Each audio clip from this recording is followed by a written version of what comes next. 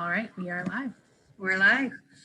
All right. Well, welcome. Good evening. Thank you so much for attending our first OMS Community Forum. I'm the principal, Mrs. Brady, and here with me tonight is my assistant principal, Madeline Kundle. So she'll be monitoring the chat for questions, and so please put any questions or comments in the YouTube chat, and we're going to be answering those questions throughout the forum. We also have with us one of our paras, Mr. H. So he will be translating any questions that come to us in Spanish. So Mr. H, could you please let our families know how to use the chat bar in Spanish?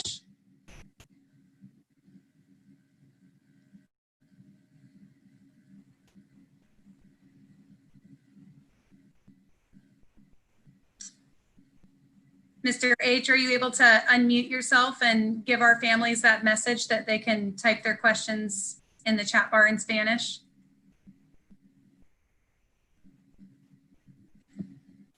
Oh, Maddie, can you unmute him? Okay.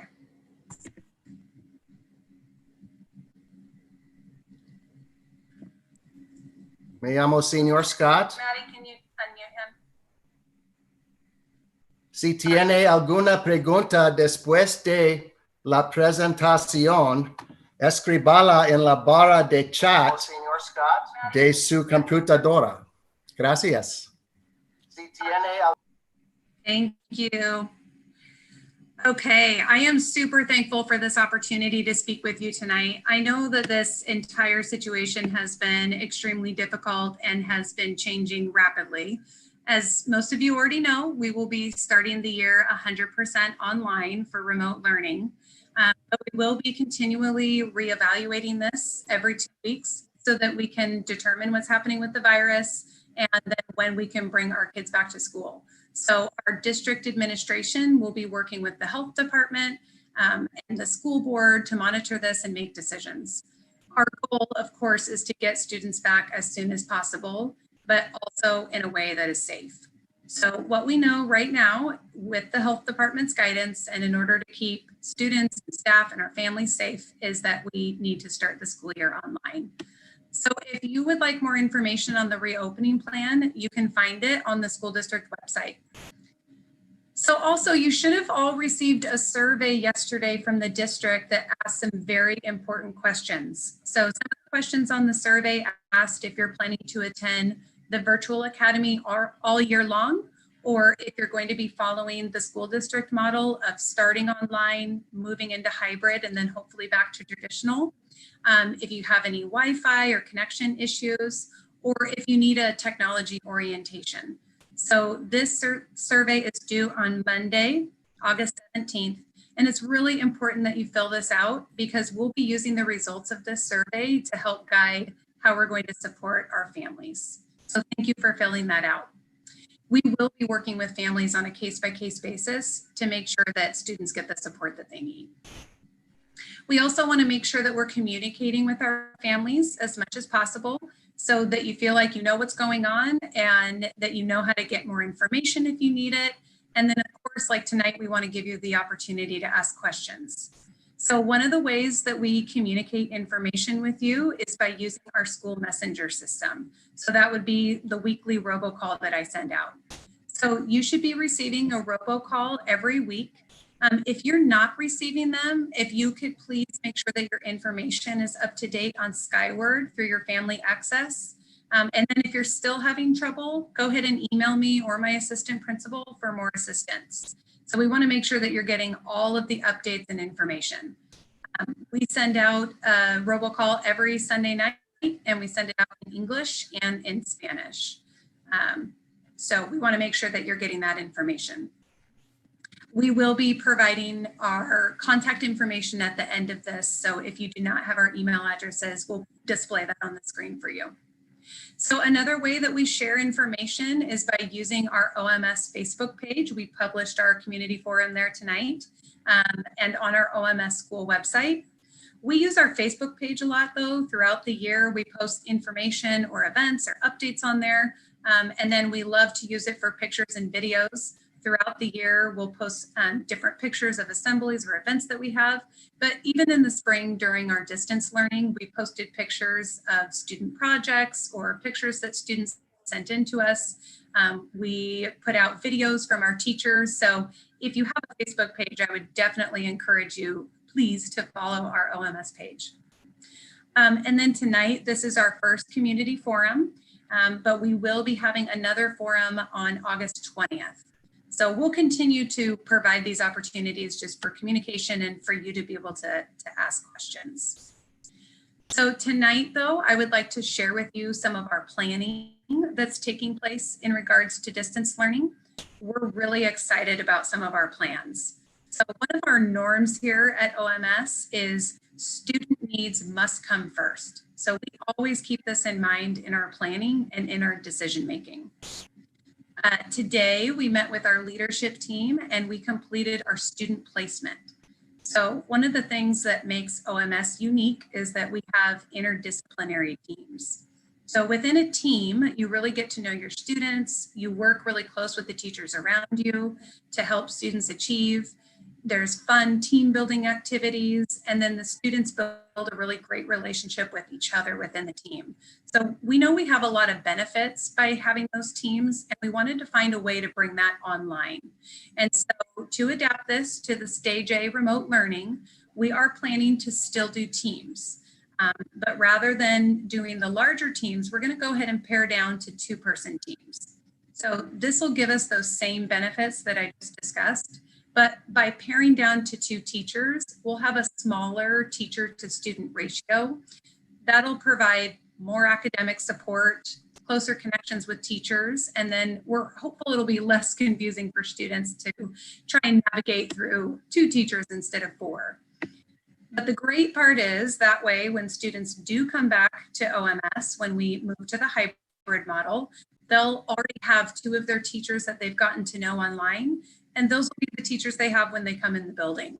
So we're really hopeful that this will be a way to bring all of those benefits of teams online and also help with that transition back to school. So today was step 1 by placing students, and we're super excited about that. So before I continue here, Maddie, is there anything that has popped up about the information I've shared so far? No questions so far. Okay. So another kind of big thing we've been working on here is our master schedule. So we of course have a master schedule for our traditional model, but we wanted to make sure that it would work for students online and for families. And so today with our leadership team, we developed a tentative master schedule. So we're going to share that on the screen with you in just a minute here. But I do want to say that next week, we are attending the K-12 training as a staff, which we're really excited about. So after we attend that training and get in there and get to know the curriculum and system, we're going to revisit all of these plans just to make sure, does it fit within this system? Is this still what's best for kids? So I wanted to at least show you the progress that we have so far because we are really excited about it. So do you want to put that on the screen for families to see? Absolutely.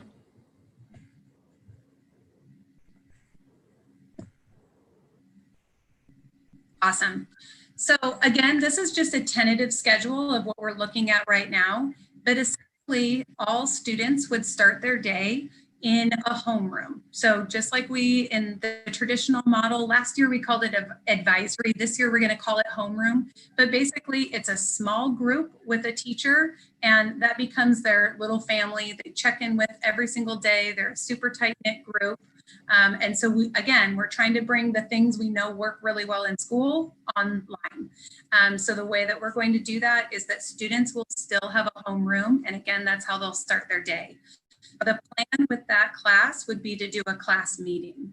We're really hoping that that's something that students will look forward to. And that way, when they get up in the morning and they're getting started with school, they know, oh, I get to go to my class meeting. And that'll also be a way for kids to interact with one another. I know as a mom, that's one of the things that I'm really aware of is I want to make sure that my son, even though he's on the computer, will still be interacting with other kids and getting that social time. So by having really small homerooms, they'll have that opportunity to interact with one another. So again, starting their day with that class meeting. And then as we have shared with our community, and if you haven't heard this so far, we will be doing the 4 core classes. So through K-12, students will be completing math, ELA, social studies, and science. So depending on their schedule, after homeroom, they would go to block 1, which could be any of those four classes. And so within that block, there will be a time where they have a live lesson with their teacher, where we've been talking with our teachers around, that'll be a mini lesson. You might be reviewing, hey, we're going to reteach the skill you're working on today, or we're going to cover something we talked about yesterday because I noticed in the assignment everybody had trouble on this particular skill. So they will have that interaction with their teacher. And then there'll be some interactive lessons that they work through during that work time. So after their first class, they'd move into block 2. And then where it says movement, lesson, and break, our plan for that, we want to make sure that students have time to get up and move around. We're going to provide something around PE. We're not quite sure what that's going to look like yet. We're working with our district on that. Might be a short video, or here's a way you can move around the house to take a break, but we definitely want to provide a break in the schedule. The way that that'll work for our teachers, that is actually going to be a common planning time for all of our teachers. We're really excited about that, and our teachers are too. They're going to be working really closely with one another, collaborating to make sure that what we're providing for kids is consistent. And so that'll be an opportunity for them to plan with all of the teachers that are available. So once that time is over, they'll move into block 3. And then we're going to say, hey, everybody take a break for lunch, our teachers included. And then we'll come back and we'll do another block of core time. And then we're going to end the day with WIN. So if you are familiar with our district, we have had a class that's called WIN, What I Need. And so we really try and use that time to target whatever students' needs are. If they need a little bit more support in reading or in math or an enrichment activity, we still want to utilize that time. So it may look a little different online, but what we're thinking right now, again, tentatively, is that during that last block of the day, all of our teachers would be available. So students would be able to say, hey, while I was working on my math today, I didn't understand this problem. I'm going to click here and talk with my math teacher, or I'm going to talk with my ELA teacher. We also may have our intervention teachers offering small group follow-up times during that block. So this is a tentative schedule. We're really excited about it. And so again, next week, we're going to attend that K-12 training and then come back together as a staff and say, do we still think this is going to work? What needs to be tweaked? So that is what our tentative schedule looks like. Let me pull up my notes here. One of the things I do want to mention with that schedule is as we talk about live lessons, or we talk about the day's going to start with this or move to that, we do want to make sure that families understand that we know everybody's schedule is different. So when we have a live lesson, just know that that will be recorded. And so if your student is, let's just say, at a grandparent's house and they can't do their schoolwork until they come home, all of that will be loaded for them. So they may not have that interaction in the moment, but they'll still be able to see that live recorded lesson. So we want to make sure it's flexible enough that it will work for your family. So they'll be able to access that at any time of day. And then also we will have some support available in the evening. So if your student will need to work in the evening instead of during the day, they could still follow parts of that schedule. They would still have access to everything that's been recorded, and then they'd be able to access some teacher support even during the evening. So we're going to make sure that it's flexible enough to work for our families, but we also want to provide a schedule so that students are returning to school and kind of have that school experience, right? So we're excited about the master schedule. Before I move on here, Maddie, is there any questions that have come up about what we've shared so far? Just one, just if parents choose this is from Nancy Porter, if we choose the come back when schools open option, but aren't comfortable when it happens, can we change our minds and wait to return until later in the year? Yes, I've heard a lot of people ask questions about, what if I agree to this now and I want to change it later? We will absolutely be flexible with families. Just like I mentioned at the beginning, things change rapidly. We know that what's happening with the virus right now might be completely different in a couple months. So we will absolutely work with families. The number one is that we want you to feel safe and confident sending your student to school. Or if you decided to do the virtual academy because that's what you thought would be best for you for the year long, and in January things look different, again, we'll bring you back. We will work with your family. That's a great question, Nancy. Thank you. There's a follow-up question to that. So on the other side, if a student chooses 100% online, will their schedule change if the school building reopens? So you cut out for a second there. If they choose 100% online, will they what? Will their schedule change when the building reopens? That's a good question. So if they choose 100% online, I guess read the entire question to me again. If a student opts for 100% online all year, how will their schedule change when the school building reopens? So if they come into the building or if they still stay online? I think if they still stay online. Oh, okay. So we have some students, thank you. We have some students that will do the online virtual academy all year. So they would still be following that same schedule that we just showed. And so they may end up having some different teachers than what they had to start the year, but they would still be following that same type of schedule. If that's not what you were asking, feel free to do a follow-up question. I was trying to kind of follow there if you meant coming back or staying put. So feel free to do a follow-up if you need to. Okay, we're gonna keep going here. So we have also been working with our intervention teachers and with our special education department. We're working really closely with them. We wanna make sure that we are providing quality, consistent services to our students. So some of the work that we've been doing with our intervention teachers, we know that they're still going to be providing instruction and support to students that are at risk. And so that might mean that they scored below grade level in recent assessments in reading or in math. And so we will absolutely still be providing support to those students. So the plan that we're looking at right now, those students would still be receiving their instruction and their lessons from their core teacher, but then they would also have access to an intervention teacher for a small group. And within that small group, they would be doing some follow-up instruction. They would also be getting assistance on their assignments that they need to do independently. So we're excited about that plan with our intervention teachers. And with our special education teachers, we want to make sure that the message is all students with an IEP will be receiving their specially designed instruction and all of their special education services. So even though we're 100% online, we are committed to providing that. So some of those services might be with the special education teacher. It might be with a para in a small group or individually. And I have to say, we actually had some great success with that in the spring. Both our special education teachers and para educators ran small groups over Zoom.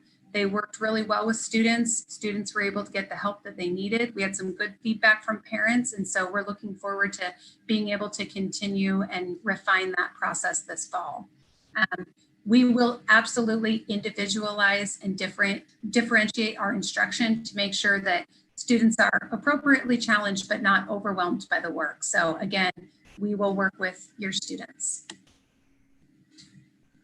So also we have been working with our MTSS team, and MTSS stands for Multi-Tiered System of Supports. So this particular team in our building, when it's open and we're in a traditional model, is involved in creating school-wide systems that support students academically, behaviorally, social, emotionally. We work towards improving our school culture. We provide training for the rest of our staff on best practices for relationship building, classroom management. And then we work toward systemic ways to remove barriers to student success. And so we're going to be meeting with this team next week, and we're going to work on how do we do all of these things with a distance learning lens. And so we're going to start with our team next week talking about how do we effectively build relationships online. So we're going to be reviewing some resources and materials together, and then our team will provide training for the rest of our staff. the week of on August 27th, actually. So we know that building relationships with our students at the start of school is so important. And we have to be very intentional to make it happen authentically online. So one of my favorite quotes is, "There is no significant learning without a significant relationship." So we know that we have to connect with our students. We have to help them connect with one another and engage them, and do this all virtually. So it's a steep hill. We're going to climb it. We will accept the challenge, but we are going to spend a lot of time intentionally building those relationships with kids. So also with our MTSS team, we're going to be brainstorming some ways that we can incentivize hard work. We know it is going to be hard work for our students to be on the computer completing their assignments. And so we really want to make sure that we recognize that work. So last year during the spring, we got started on this a little bit, but we want to broaden what we're doing. So in the spring, as teachers were seeing kids turn in their assignments and be present for lessons, they would submit their names into what we call at OMS an excellent eagle drawing. And then me and Miss Kundle would pull out, 5 names, and we would video ourselves doing that and post it on our Facebook page. So again, follow our Facebook page. And those students whose names were pulled would get a little gift card in the mail to Dairy Queen, go get themselves an ice cream cone. So we will plan to do something like that, and also broaden that to make sure that we're really incentivizing kids getting online and doing that hard work.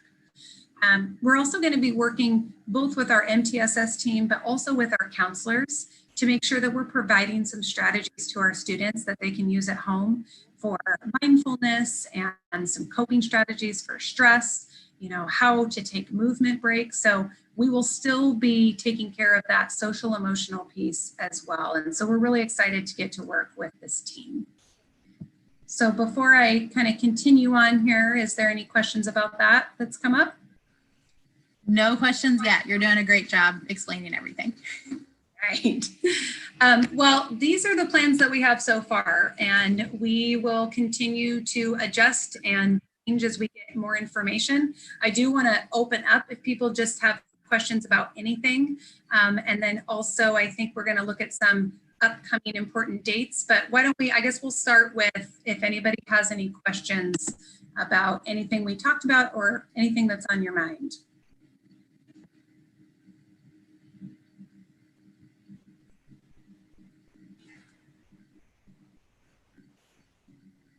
No questions in the chat bar yet? Nothing yet in the chat bar. Okay, do you want to pull up what's coming up? Yes.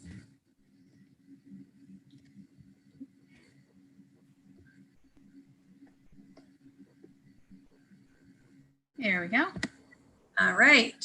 So on August 19th, and I'm going to be sending this out to our families and getting it published, but on August 19th, we are going to provide a drive-through registration. So that'll be from 10 to 2, and also an evening opportunity from 5 to 7. This is only for our families that are new to the district.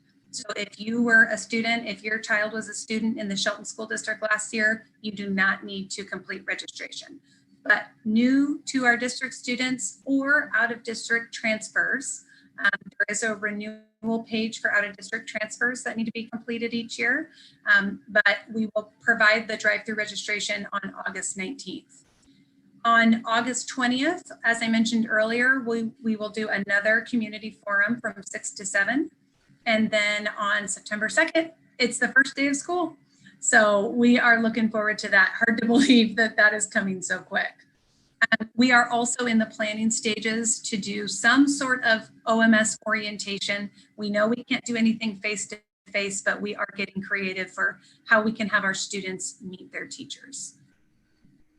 Speaking of upcoming dates, there was another question that came through. Nancy asked, will there be parent-teacher conferences? That is a great question, Nancy.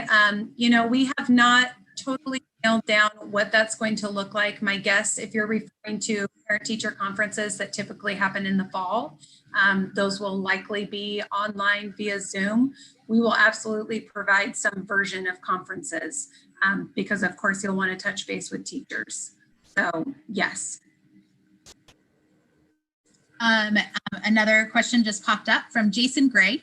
What time will students start in the morning and what time will school end?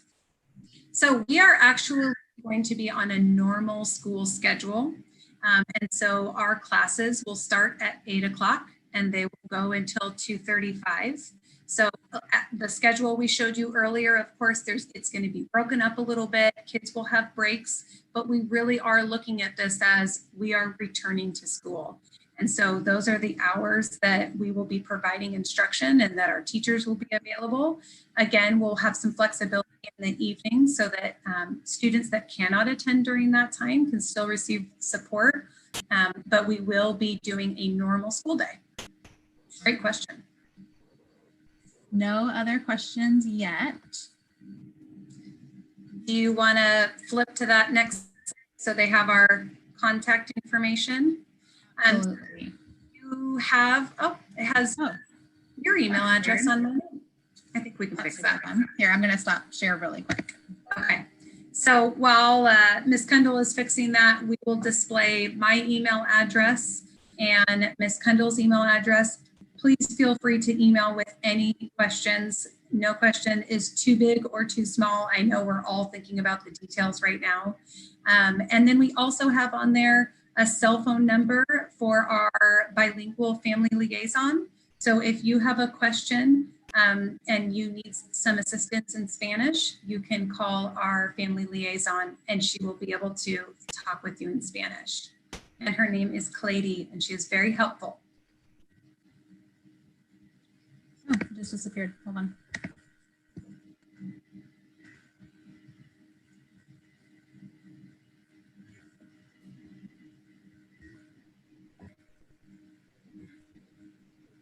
So my understanding is that there may have been an issue with the link that was sent out on the Robo email possibly, and the link on the Facebook page was working. So my hope is that as many people wanted to be here are actually here and hearing the message, but we're all kind of working out the technology kinks this time. And so we'll have it all ready to go for our next community forum.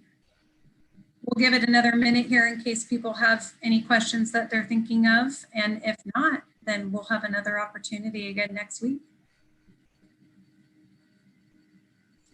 No other questions right now. Okay, awesome. Well, thank you for those of you that did come on here tonight. And I hope that we provided some helpful information for you. And we look forward to having this opportunity again with you next week. If you have any questions that come up in the meantime, please feel free to reach out to Ms. Kendall or myself, and we are happy to touch base with you. So have a great rest of your night.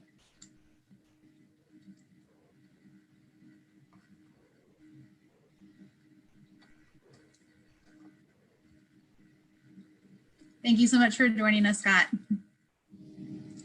Thank you.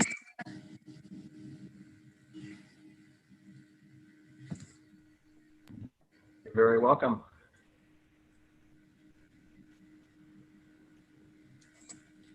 Let me know if you need me next week.